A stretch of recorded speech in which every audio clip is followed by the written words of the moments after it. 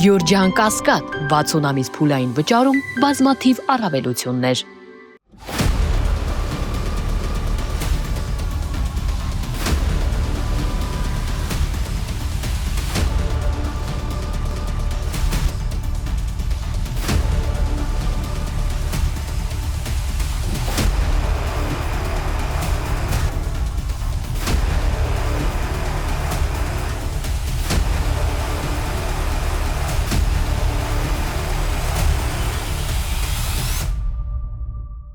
Բարև ձեզ, այսօր նախընտրական ոդքասթի իմ հյուրը Արտուր Խաչատրյանն է, Հայաստան դաշինքի 5-րդ համարը։ Ողջույն, պարոն Խաչատրյան։ Բարև ձեզ։ Ինչպես է ընթանում ընտրարշավը։ Բավականին հուսադրող համայնքները, որ մենք այցելում ենք, ընտրողների հետ որ հանդիպում ենք, լավատեսություն են ներշնչում։ Ընտրողների զգալի մասը գիտակցում է, որ Հայաստանը կանգնած է ճակատագրական ճամփաբաժանի առաջ, որ եթե մենք շարունակենք, մենք նկատեմ Հայաստանի Հանրապետությունը շարունակի այս նույն ընթացքը, ապա կա մեծ հավանականություն, որ 2031 թվականի ընտրությունները անցկացվեն ոչ թե Հայաստանի Հանրապետությունում, այլ Ադրբեջանի կցորդ արևմտյան Ադրբեջանում, եւ շատերը իրենց հույսերը, իղձերը կապում են Հայաստան դաշինքի հետ, որպես մի թիմ, որը փորձառու է, որը ունի դրական պատմություն ճգնաժամերը հաղթահարելու, որի առաջարկները իրատեսական են եւ զուրկ են պոպուլիզմից։ Ձեր կարծիքով Հայաստանի բնակչության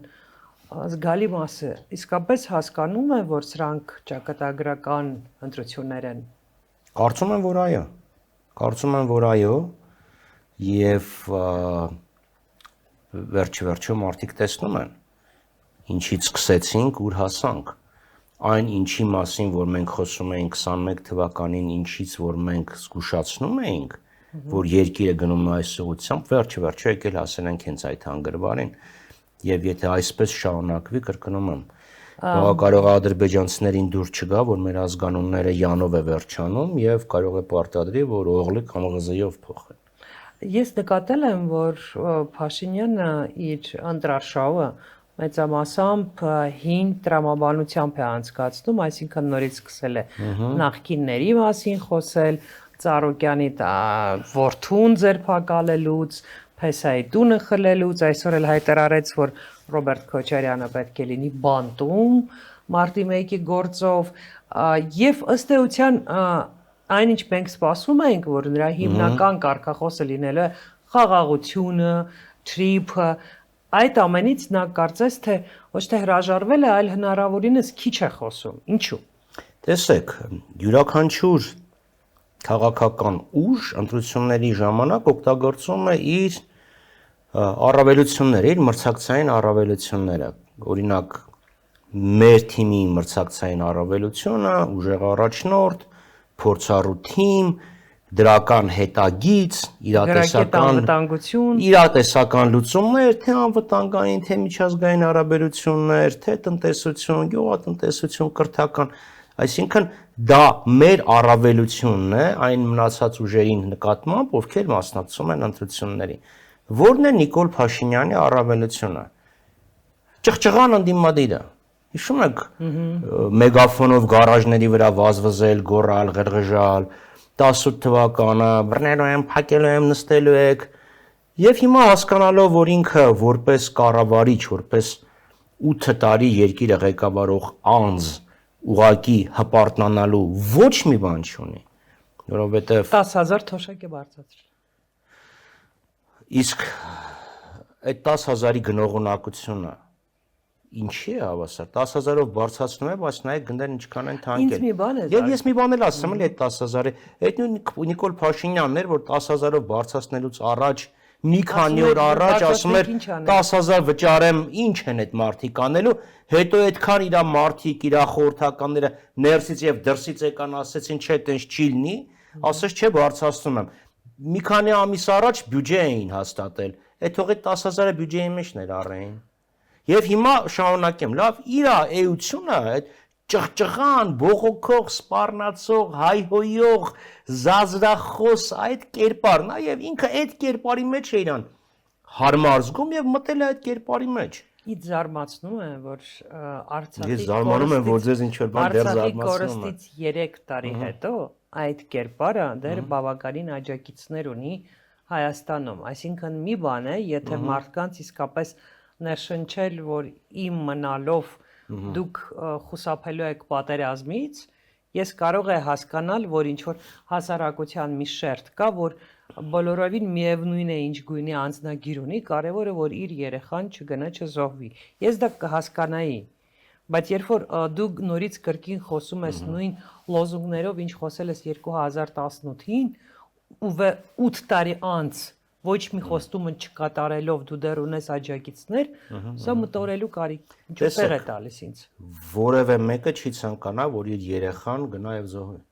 Որևէ մեկը դա չի ցանկանում։ Նու բնական է։ Բայց եկեք ընդունենք, որ եթե դու ունես ուժեղ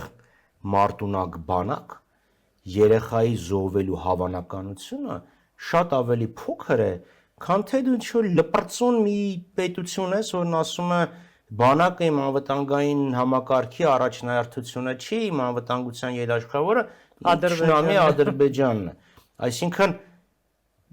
կրկնում եմ, ոչ ոք չի ցանկանա, որ իր երեխան գնա զոհվի, բայց պետք է հասկանանք, որ դրա համար դուք ունենաս ուժեղ բանակ, ուժեղ բանակի դեմ չեն կռվում։ Ադրբեջանը հարձակվեց Հայաստանի Արցախի վրա, երբ մեր բանակը ամենաթույլ վիճակում էր գտնվում։ Վերջ-վերջը չմոռանանք, լավ, որ ինքը իր կառավարությունը գնեց ելակ ինչ-որ մի բիզնեսից, որը չէր կարողանում էր ելակը արտանել COVID-ի պատճառով,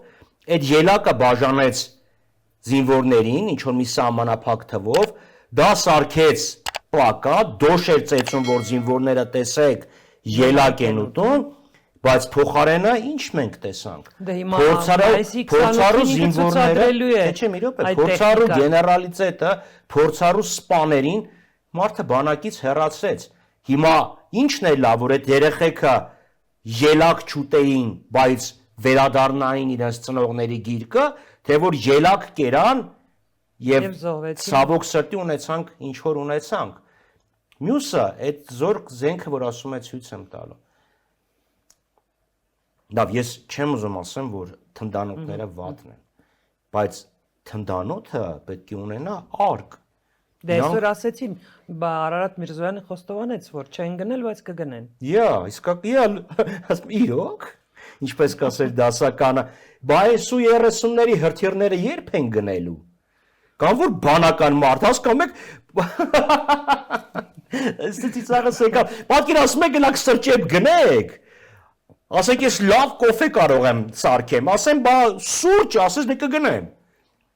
դες ոնց կլինի,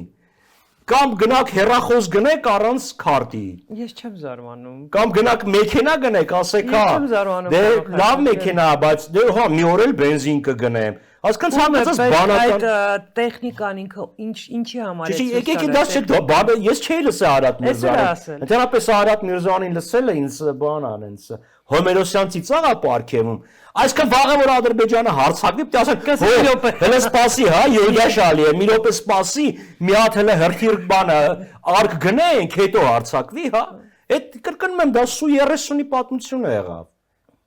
Ասում է, հա, ճիշտ է, ինքնաթիռը գնեցին, հրթիռները չէին գնել։ Բա գնեն ո՞նց են բերելու։ Կարող է Արարատ Միրզոյանը մոռացել է, որ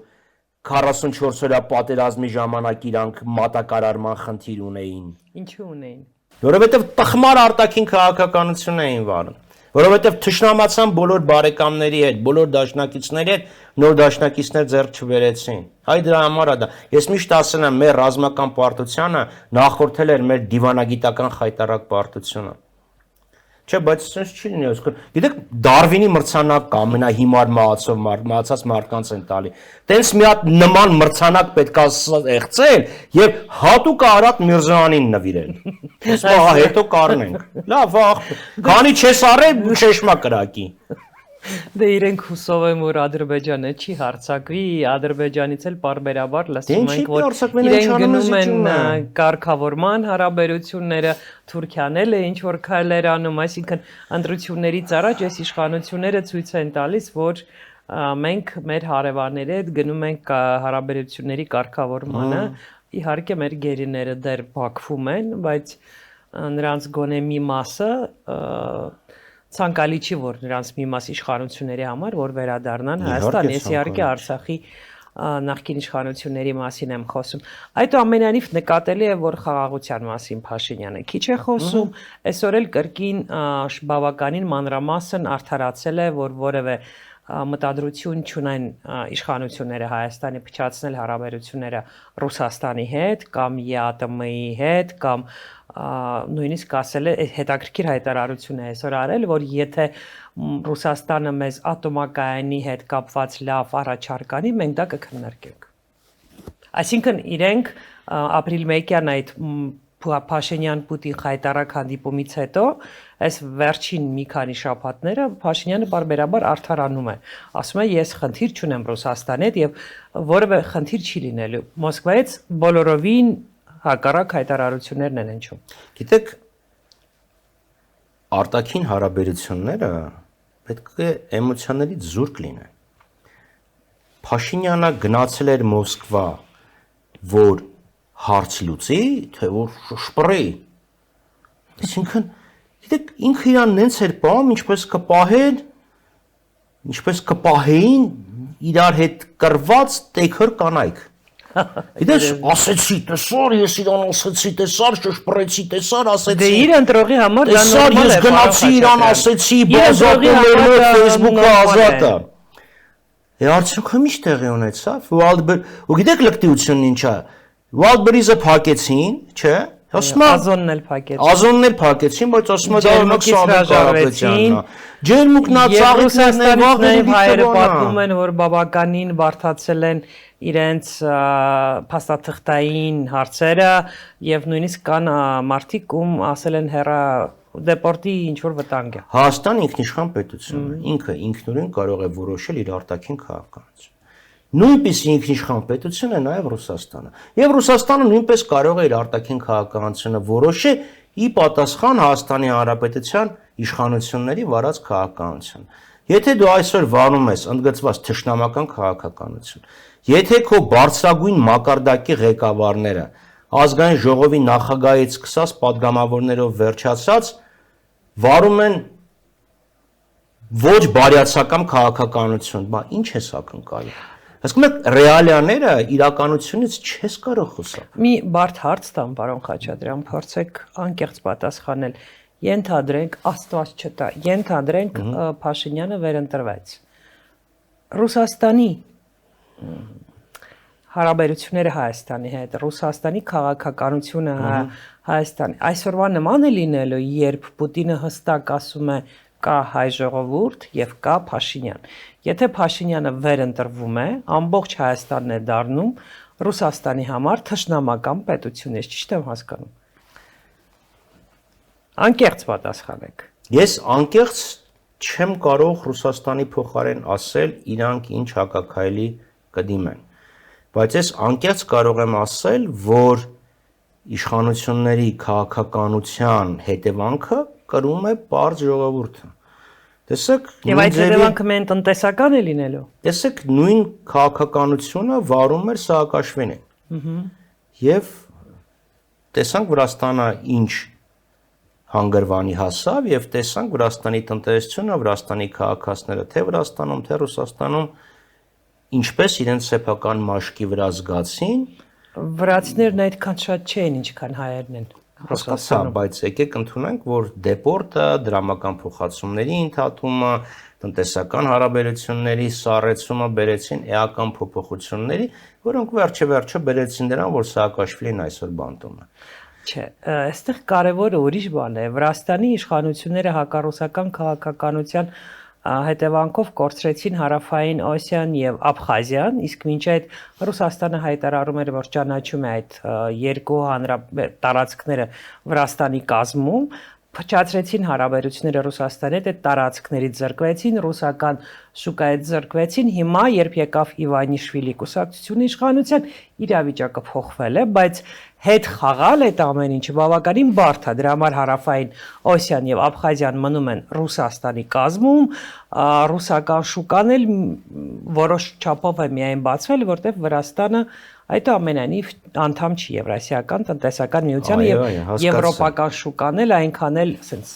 գրկաբաց չի ընդունել վրացական ապրանքը։ Հիմա, տեսեք դուք ասացիք, որ տնտեսական ազդեցությունը վերջը եղան սահմանափակումներ։ Հիմա մեր մոտ ջերմուկն է, իրանց մոտ բորժոմին է, մեր մոտ կոնյակն է եւ գինին, իրանց մոտ գինին է։ Ես վերջերս Եվ հայտնվել այո, բայց ես խոսում Սաակաշվիլիի ժամանակ։ Ասկան տեղի ունեցան հակակայելեր։ Հիմա այդ հակակայելերից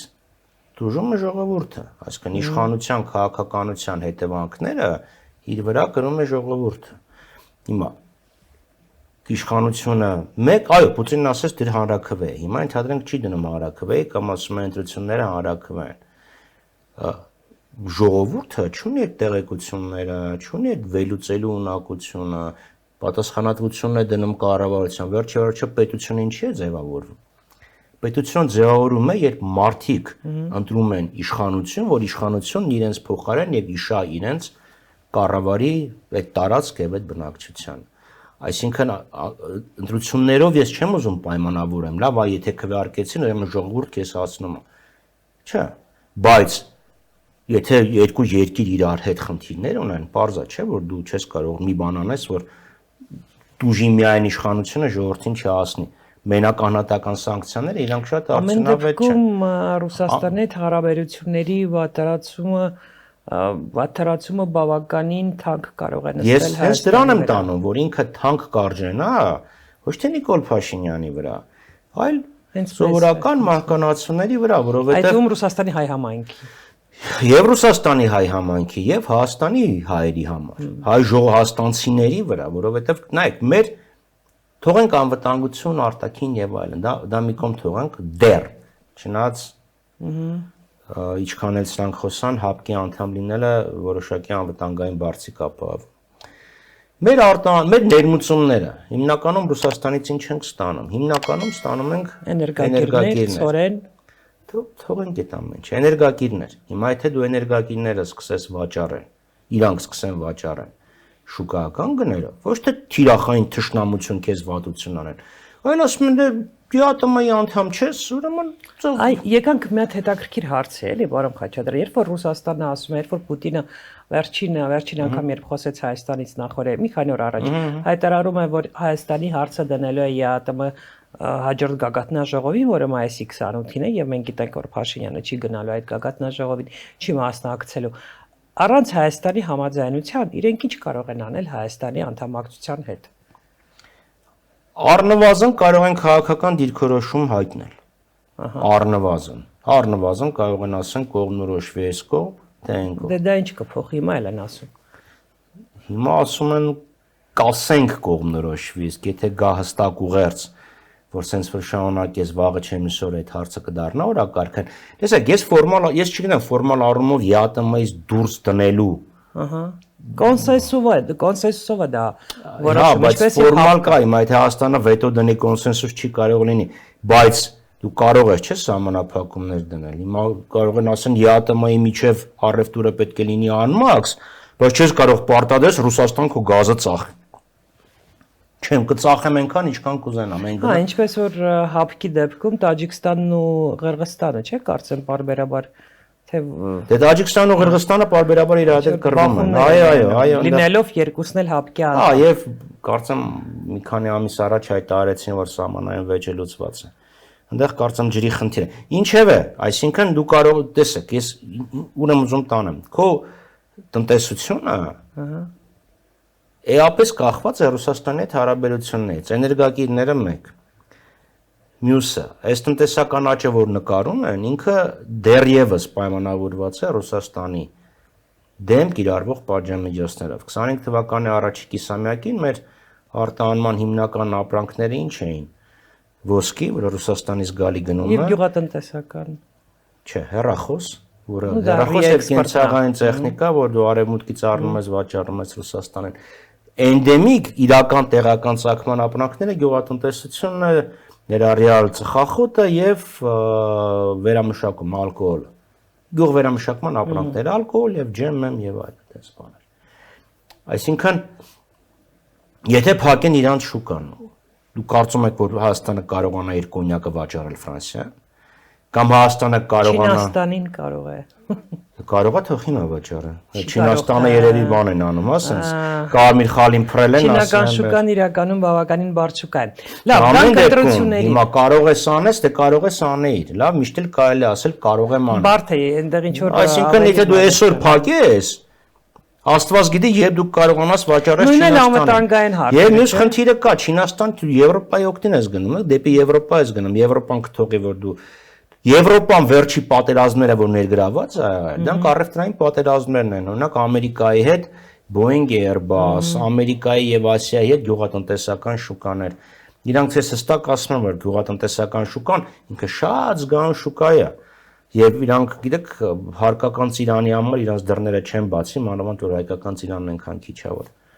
Ինչևէ, Գանք ընտրությունների Վարո Խաչատրյան, որովհետև տնտեսական թեման,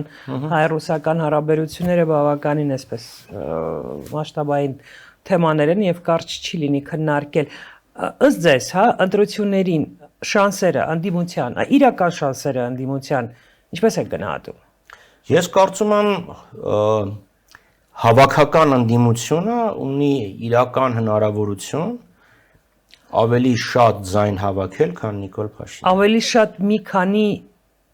տոկոս, թե ասենք շատ ավելի շատ ձայն։ Այնքանով ավելի շատ, որ կառավարություն կազմելու առաջնահերթությունը տրվի անդիմությանը։ Իսկ չի կարող լինել մի իրավիճակ, որ ասենք Փաշինյանը հավաքի մի 42, 43, անդիմությունը դրանից մի քանի տոկոս ավելի հավաքի, մնացած ձայները բաշխվեն եւ արդյունքում Փաշինյանն ասի դե մի քանի տոկոսի տարբերությունն է, այսինչ ընտրատեղամասերում անդիմությունը խախտումներ են արել, մենք այս արդյունքները չենք ճանաչում։ Այսքան գնա պետական եղաշրջման։ Բացառում եք։ Չէ։ Ինչ է անում։ Չեմ բացառում, որ ինքը կցանկանա դա անի, բայց ես կարծում եմ, որ իրավապահ համակարգը բանակը վերջը խելքը սև հացին չի կսի։ Կարևոր հարցի, հա։ Մինչ այս պահը բոլորը քննարկում են, այդ թվում նաև նրանք, ովքեր հայաստանցի չեն, բայց հետևում են հայաստանյան իրադարձություններից, ամենից հաճախ հնչող հարցերից մեկը հետևյալն է, որ ձեր երկրի ղեկավարը սարսափելի հայտարարություններ է անում, հայտարարություններ, որ տրամաբանությունից դուրս են, որ հնարավոր չի հավատալ, որ սա իսկապես երկրի ղեկավարն է նման հայտարարություն անում։ Հնարավոր չի հավատալ, որ Այնուամենայնիվ ձեր ղեկավարն է։ իրավապահ համակարգը, ձեր բանակը, ձեր ԱԱԾ-ն, ձեր ոստիկանությունը, բոլորը դիվանագետները, բոլորը այնուամենայնիվ հնազանդ լսում են այս մարդուն։ Ինչու՞։ Ու սկսում ես բացատրել, որ աշխատավարձ, պարգևներ, չգիտեմ, բնակարաններ են հիպոթեկով գնել եւ այլ, ես ուրիշ այլ բացատրություն չունեմ։ Դե համաձայն եմ, որ պահն է գալու, որ այդ համակարգը ասելու է չէ։ Մենք այլևս տեսեք, շատ ճիշտ հարց եք տալի, իհարկե մենք էլ այս քանի տարի ոստիկաններին ասում ենք լավ, այդ աշխատավարձն ու ոստիկաններին, քննիչներին, դատախազներին, դատավորներին, դիվանագետներին, չէ, ասում ենք այդ աշխատավարձն է կարևոր, թե հայրենիք։ Բայց եթե ձեր ասածը լինի, ինքը էապես կփոխի իրավիճակը, որովհետև ուրիշ խնդիր է, որ ասես, գիտես Նիկոլ Փաշինյանը 21 թվականի ընտրություններին մեծամասնությունն է հավաքել եւ կառավարություն է կազմել եւ ինքը լեգիտիմ իշխանությունն է, իրական օրինական իշխանություն է։ Ուրիշ խնդիր է, որ Փաշինյանն ասում է, չգիտես, ինչ կա ստեղ խախտում ա եղել, այս ընտրությունների արդյունքները չեմ ճանաչում։ Այսինքն եթե այսինչ ընտրատեղամ Թրամփը չէր ճանաչել Միացյալ Նահանգները միշտ մեկ։ Դե ճանաչեր, չէ ճանաչել, մեկը Բայդենը դարավ պրեզիդենտ։ Հա, բայց այնտեղ համակարգ էր գործում, մենք չունենք այդ համակարգը։ Թրամփ ուրիշ բան էր ասում։ Թրամփն ասում էր ամերիկյան ընտրական համակարգը լրիվ ուրիշ է, այնտեղ կա ընտրողների, ընտրիչների կոլեգիա։ Մեզ մոտ դա հնարավոր չի մի խոսքով։ Չխոսենք ամերիկյան։ Մեզ մոտ դա հնարավոր, ես չեմ ասում հնարավոր չի, հիմա Ամերիկան հնարավոր չի։ Մեր մոտ ձեր ասած տարբերակը պետական եղաշրջում է նշանակում։ Հիմա ինքը կգնա պետական եղաշրջման։ Իսկ Սամվել Կարապետյանի ուժին ընտրապայքարից հանելը պետական եղաշրջում չէ, ըստ ձեզ։ Դա գրեհիկ միջամտություն է ընտրություններին։ Դա կլինի ուղղակի ընտրությունները որպես իշխանության ձևավոր համակարգի բռնաբարություն։ Այսինքն ինքը գրանցել է հանկարծ մի հատ անկախ դատարան վեր կենա ընտրություններից 24 ժամ առաջ, ասի չէ, մենք ձեզ ընտրություններ դա հանում ենք։ Դա կարծում եմ կբերի հետընտրական շատ անկանխատեսելի զարգացումների։ Կբերի փողոց։ Ես կարծում եմ կբերի փողոց, որովհետև Սամվել Կարապետյանը ունի որոշակի ընտրազանգված, ես կարծում եմ իր այդ ընտրազանգվածը մանուշակներով չի դիմը կամ լավ հունիսին անմոռուկ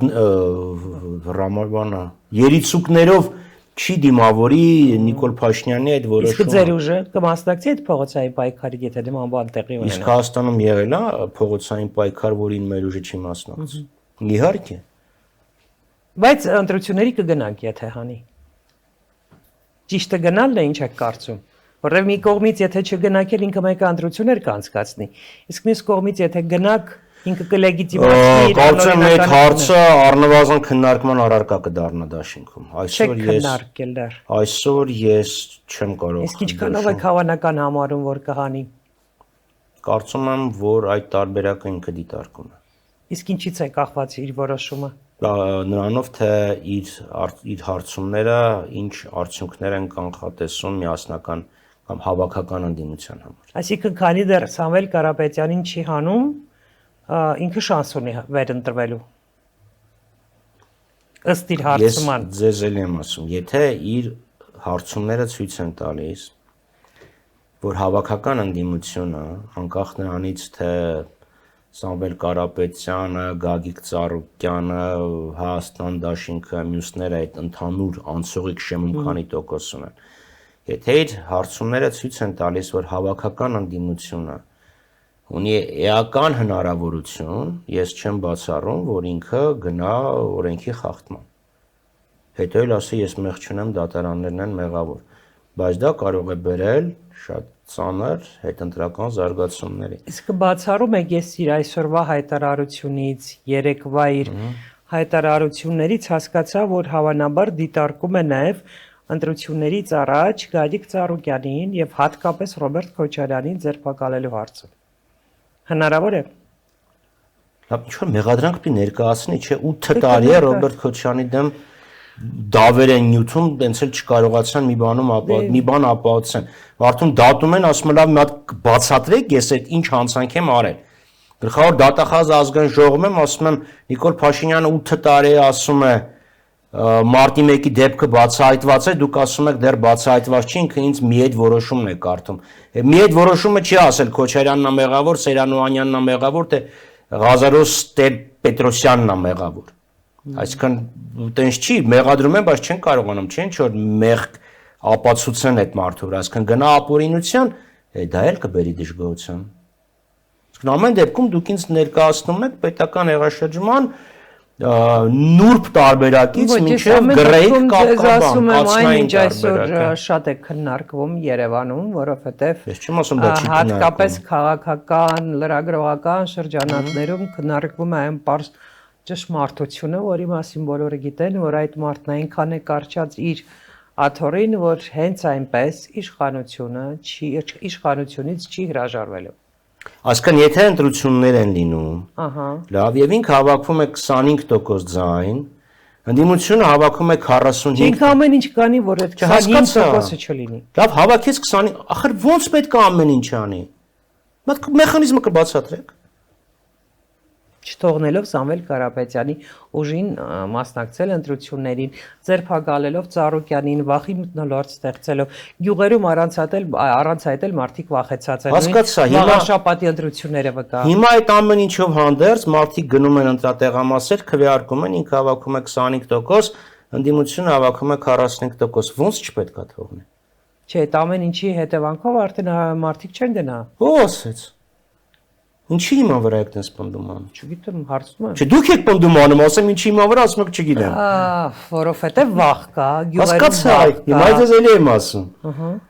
Այդ ամեն ինչով հանդերձ մարդիկ գնում են, քվեարկում են, եւ Նիկոլ Փաշինյանը ստանում է 25%, հավաքական ընդդիմությունը ստանում է 45%։ Ինչ է անելու։ Չգիտեմ։ Ոչ մի բան ինչ պիտի մութ գիշերով պետքա ճամպրուկները հավաքի եւ փախնի Թուրքիա։ Իսկ դուք թողնելու եք որ փախնի Թուրքիա, որպես հաղթած ուժ։ Որևէ մարդ, ով որևէ խախտում է գործել, ով հանցագործություն է գործել, անպատասխան չպետք է մնա, անպատիժ չպետք է մնա։ Բայց ես ուզում եմ միանգամից Ցրել այդ համոզմունքը, պնդումը, դատողությունը, վարկածը, որ ինչ էլ լինի, Նիկոլ Փաշինյանը իշխանություն չի տա։ Այսինքն դու ինչ ուզում ես արա, պայքարի, փողոցում, ընտրատեղամասերում, մեկա քո արածը, ներողություն եմ խնդրում, իշխությունը Նիկոլ Փաշինյանը իշխանություն չի Չէ, տա։ Պարապ Խաչատրյան, գուցե դա նաև այն պատճառով է, որ անդիմադիր ուժերը չեն ներկայացրել նաև մի կարգախոս, բարձ կարգախոս, որ այո, Փաշինյանը ամեն կգնա մինչև վերջ, բայց մենք նրան չենք թողնի գնա մինչև վերջ։ Մենք նրան կհեռացնենք, որովհետև դա շատ տարածված կարծիք է, էլի։ Բան, ես ձեզ ասեմ, ընտրական գործընթացը 3 փուլ ունի։ Քարոզչություն, քվեարկություն, հաշվարկ։ Այսինքն նախընտրական, ընտրական, Այո։ հետընտրական։ Երբ դու խոսում ես ընտրությունների մասին, դու 3 փուլերը պլանավորում ես։ Եվ հիմա ասել Փաշինյանը մեկը իշխանություն չի տա, նշանակում է ասել դու ինչ ուզում ես արա, դու ձախողված Ես չեմ ասում, որ ես եմ ասում, ես ասում եմ, ինչ է Նրանք ովքեր ասում են, քաղաքում շատ բան են ասում։ Նանից թե քաղաքում երբ եւ որտեղ եք լինում։ Նրանք ովքեր քաղաքում եւ գյուղում ասում են, դու ինչ ուզում ես արա, մեկը Փաշինյանի իշխանություն չի տա, իրան գիտակցված կամ չգիտակցված ջուր են նստում Փաշինյանի ջրաղացին։ Ուզում են ասեն, որ դու մեկը մի պայքարի, որովհետև ձախողված ես։ Ես ասում եմ ոչ։ Տեսեք, ես պարզ հարց եմ տալիս։ Փաշինյանը հավաքում է 25%, ընդդիմությունը հավաքում է 45%։ Ինչ է անելու։ Հավանական սցենար է դա ազդես։ Հիպոթետիկ իրավիճակ, ընտրությունը հավաքում, ընդդիմությունը հավաքում է։ Հավանաբար ճիշտ է, կգնա ճամփորդները կհավաքի, կհեռանա, ընդ որում մենակ առանց իր թիմակիցների։ Դե բնականաբար բանը կարդացել եք, չէ՞, O Henry-ին, որ ասում է Բոլիվարը երկուսին չի դիմանա։ Իհարկե մենակ կգնա, եւ այն մարդիկ, ովքեր կոկորդ են ճղում, բան, ասենց ինչ որ են կոնքոսկարը նմանեցնող ինչ որ։ Իսկ ինչ եք կարծում, Վայոն Խաչատրյան, ապաթիայից մեր բնակչությունը արդեն արթնացել է եւ մենք կարող ենք ասել, կարող ենք սպասել, որ հունիսի 7-ին բնակչության մասնակցությունը ընտրություններին ավելի բարձր կլինի։ Աստված տա եւ խոսակցությունները, որ ինչ է լինի մեկա Նիկոլ Փաշինյանի իշխանություն չի տա, դա ապաթիա գեներացնող խոսույթ է։ Դա համար այդ խոսույթից պետք է հրաժարվել։ Մանավանդ, որ ինքը իր տակ որևէ հիմք չունի։ Եթե դու ելի եմ կրկնում եմ, մարդ 20% հավաքում, ընդդիմությունը 40, ոնց չի տա։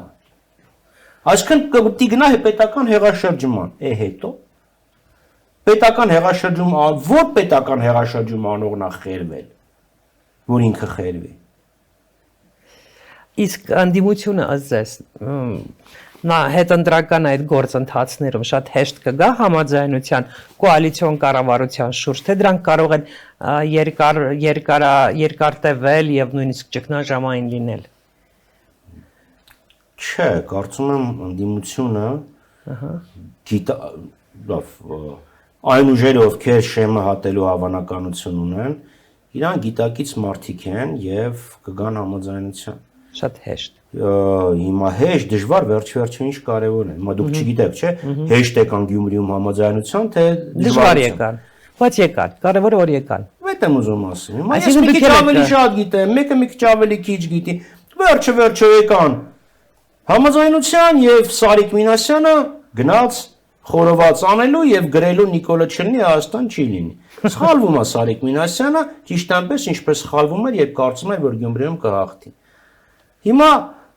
մենք հայտարարել ենք, որ պատրաստ ենք քվեարկել այն ընդդիմադիր ուժի օգտին, որը ստացել է հարաբերական մեծամասնություն։ Եվ ես կարծում եմ, որ այն 3 կամ 4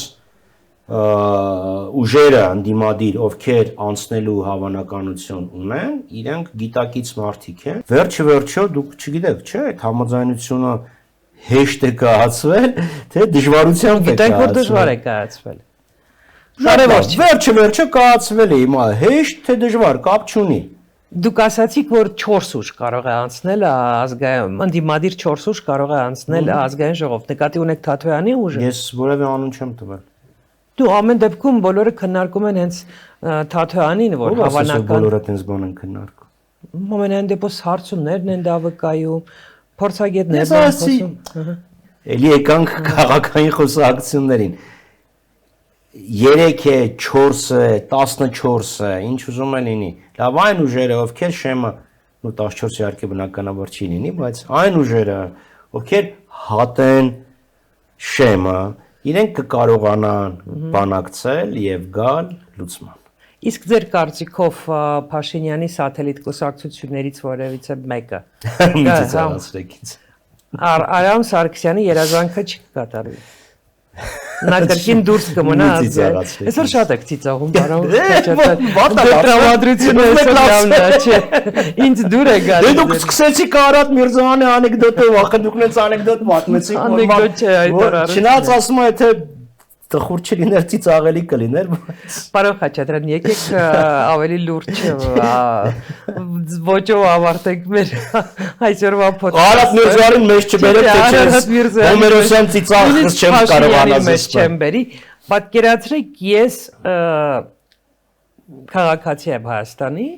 որ ապաթիայի մեջ եմ եւ որոշել եմ, որ հա Նիկոլին չեմ սիրում, նույնիսկ չեմ էլ խորանում ինչու չեմ սիրում, իր էսթետիկ ինքից դուր չի գալիս, իր կեցվածքը, խոսքը, ձայնը, ուտելը եւ այլ, բայց նաեւ ոչ էլ խորացած եմ քաղաքականության մեջ, ու տենց առաջին հայացքից ոչ մեկն էլ ինձ դուր չի գալիս, որ գնամ ընտրությունների։ Եվ ունեք մի քանի րոպե ինձ համոզելու, որ ես գնամ ընտրությունների, համոզեք։ Այդ դեպքում ես կառաջարկեմ երկրորդ եւ երրորդ հայաց գծել, այսինքն պատկերացրեք ամբողջ բնակչությունը մտածի այնպես, ինչ որ ձեր ներկայացրած հիպոթետիկ անձը։ Չգնալ ընտրությունների նշանակում է գնալ եւ քվեարկել Նիկոլ Փաշինյանի օգտին։ Սա է։ Նիկոլ Փաշինյանը ունի իր ընտրազանգվածը, ունի իր վարչական եւ իրավապահ ռեսուրսը, որ ինքը օգտագործել է 100%-ով։ Իր հետևորդները եւ այդ վարչական ռեսուրսը գնալու են քվեարկեն Նիկոլ Փաշինյանի օգտին։ Ենթադրենք դա 500,000 մարդ է, օրինակ եմ ասում։ Հիմա եթե ընտրություններին մասնակցի քիչ թվով մեր հայրենակից, օրինակ 1 միլիոն մարդ, այդ դեպքում Նիկոլ Փաշինյանը կանցնի։ Եթե մասնակցի ավել մարդ, լավ, եւ իր այդ 500,000-ը լինի ոչ թե 50%, այլ 30%, այդ դեպքում ինքը տարբերակ չունի հաղթելու։ Եվ եթե դու չես սիրում Նիկոլ Փաշինյանին, եւ առաջի հայացքից ոչ մեկին էլի չես սիրում, երկրորդ, երրորդ, չորրորդ հայացքը գցի, ընտրի այն ուժերին, ովքեր իրապես ընդդիմադիր են, ովքեր ունեն շեմը հատելու հնարավորություն, Անունները թղթի վրա գրի եւ պատահականության սկզբունքով պատահականության սկզբունքով մի արա, ընտրությունը վերջապես դա բան գցել, կոպետ գցել չի, չէ։ Եվ գնա գիտակցաբար տեղեկացված ընտրություն կատարի։ Ես ուղղակի կոչ եմ անում հունիսի 7-ին ընտրել համար 17-ին եւ Հայաստան դաշինքին։ Այլապես, կրկնում եմ, չգնալ ընտրությունների, նույնն է թե գնալ եւ քվեարկել Նիկոլ Փաշինյանի օգտին։ Դա պարզ մաթեմատիկա է։ Պարոն Խաչատրյան, մի բարդ հարց տամ էլի։ Զզվելի Զզվելի հարց։ հարց։ Այս մեկը շատ լավ հարց չէ եւ ես երկար մտածեցի տամ այդ հարցը ձեզ թե չէ, որպես պատմաբան եմ հարցնում, հա, տեսեք, կա մի հին ազգ, որ հազարամյա պատմություն ունի, տարբեր բաների միջով է անցել, մեծ ծովից ծով Հայաստան է ունեցել դեռ առաջին դարում մեր թվարկությունից առաջ, հետո ինչ որ ծաղկուն ժամանակներ է ունեցել, հետո երկար 100-ամյակներ պետականություն չի ունեցել, քրիստոնեությունն է առաջինը ընդունել, բայց դրա հետ մեկտեղ չի միացել ոչ կաթոլիկներին, ոչ ուղղափառներին առանձին իր սեփական քրիստոնեության, հա, իր սեփական ոճն է, ձևն է ունեցել, չգիտեմ ոնց ինչ ճիշտ է տերմին այս դեպքում օգտագործել, հետո ցեղասպանություն է եղել, հետո պատերազմներ է շատ տեսել եւ ի վերջո հոգնել է։ Իսկ գուցե այս պատմությունը Փաշինյանը նրա մասին է, որ մենք հոգնել ենք հայ լինելուց եւ հայերի մի մասը, մի զգալի մասը նույնիսկ ոչ գիտակցաբար ուզում եմ մոռանալ, որ ինքը հայ է եւ ասում է լավ, ապրում եմ, էլի կապ չունի, հայ եմ, թուրք եմ, ադրբեջանցի եմ, վրացի եմ, պարսիկ եմ։ Այսինքն որպես ազգ մահանա։ Այո։ Գուցե սրա մասին է խոսքը։ Գուցե մենք որպես ժամանակակից չենք հասկանում, որ Չէ, սա այն որ Փաշինյանը ուզում է հայի փոխարեն ստեղծել ինչ որ մի մսակերտվածք էությունից, հիշողությունից, պատմությունից, իղձերից զուրկ, դա ակներև է։ Այսինքն լավ ինչքան պայքարենք, երբ ենք ուղակի ապրելու, փոխել անձնագիրը Արարատը հանել խորվիրապի խորապատկերից, դա այս ամեն ինչն է, այսինքն ինքը ուզում է ստեղծի ինչ որ մի նոր ազգ, որը կապ չունի հայ ազգի հետ եւ նույնիսկ ինքը գիտակցաբար խոսում է այնպես, այսինքն գիտակցաբար իր խոսույթը, իր խոսելա ոճը աղճատում է գրական հայերեն, այսինքն ինքը փորձում է ստեղծել ինչ որ մի նոր կենսազանգված։ Դա է։ Մյուս կողմը ինչ է, եթե մենք իրոք ուզում ենք որպես ազգ փոխվել, ոչնչանալ, այդ դեպքում պետք է գնաս քվեարկես Նիկոլ Փաշինյանի օգտին։ Եթե ուզում ես որպես ազգ մնաս, ապրես, որպես քաղաքակրթություն ես։ որպես քաղաքակրթություն է շատ լավ բառ է, որպես հայկական քաղաքակրթության շարունակություն ապահովող մարդ, ուրեմն պետք է մերժես Նիկոլ Փաշինյանին։ Բայց դրանից բացի կա նաև երրորդ գործոն։ Անկախ նրանից, դու քեզ ինչ ես համարում, թուրք եւ ադրբեջանցին քեզ հայ է համարում։ Չմոռանանք, որ պոլիսում կարդացել եք, չէ, ազգային պատմույթը պոլսոտ հաղերուն մեջ, Ատամնաբույժն Արևելյան, մեծապատիվ մուրացկաններ, այսինքն ազգային էլիտայի մի հատված իրեն հայ չերել համարում, չէ, օսմանցի էր համարում։ Իրենց էլ ցեղասպանեցին։ Բայց հենց իրանց էլ ցեղասպանեցին։ Եվ ասենք լեռներում ապրող մի հայ, որը թրքախոս էր, քրդախոս էր, քրդական եւ թրքական կենցաղով էր ապրում, միևնույնն է, քրդի եւ թրքի համար ինքը էլի հայ էր եւ իրանց էլ ցեղասպանեցին։ Այսինքն եթե Այսինքն դու մենք ուզում ենք մոռանալ, որ մենք հայ ենք, մեր հարևանները դա մեզ թույլ չեն տա։ Միևնույնն է, քո հարևանները քեզ դա թույլ չեն տա։ Չէ, Զորաբի հայտնի դեպքը կա, չէ՞ որ ասում ես երեք ներողություն Թալատ Փաշայի հետ նարդի էի խաղում։ Նարդի կամ չգիտեմ իմաստն ասում բակարա էր խաղում։ Ինչևէ, այսինքն ստեղ ընտրության խնդիր է գալիս։ Որում շատ տաղանդավոր մարդու մասին ենք խոսում։ Մեր ժամանակը Գրիգոր Զորաբի մասին։ Ահա որ տաղանդավոր, անգնահատ, չգնահատված տաղանդավոր։ Մեր ժամանակը ցավում եմ սպառված է եւ եկեք երկուսս էլ հույս հայտնենք, որ իսկապես հունիսի 8-ին մենք արթնանալու ենք շատ բարդ մի երկրում, բայց միանշանակ այդ երկրի անունը լինելու է Հայաստան, մենք էլ մեզ հայ ենք զգալու եւ տոնելու բան ենք ունենալու։ Շնորհակալություն շատ հետաքրքիր զրույցի համար, ես միանում եմ ձեր ցանկությանը եւ եկեք հուսանք եւ ոչ միայն ուղակի նստենք տանը եւ հուսանք, այլ գնանք եւ մեր ընտրությամբ եւ մեր քվեին տեր կանգնելու պատրաստակամությամբ հասնենք նրան, որ հունիսի 8-ին մենք կզարթնենք նոր Հայաստան։ Շնորհակալություն։ Սիրո։